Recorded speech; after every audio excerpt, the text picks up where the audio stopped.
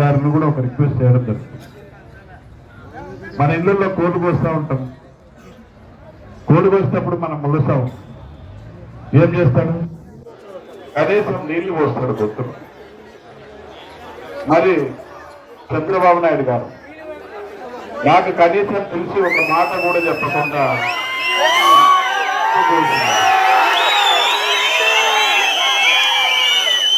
మరి ఇది కగుణ చంద్రబాబు నాయుడు గారిని చెప్పి కూడా నేను చేతులు ఎత్తి ఆయనని విజ్ఞప్తి కూడా చేయడం జరిగింది.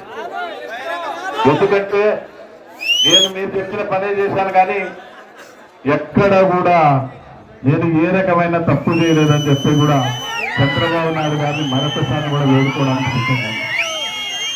ఇప్పటికైనా ఆలోచించండి, ఇప్పటికైనా ఆలోచించి మరొక నిర్ణయం తీసుకోవాల్సిన బాధ్యత కూడా చంద్రబాబు నాయుడు గారి మీద ఉంది.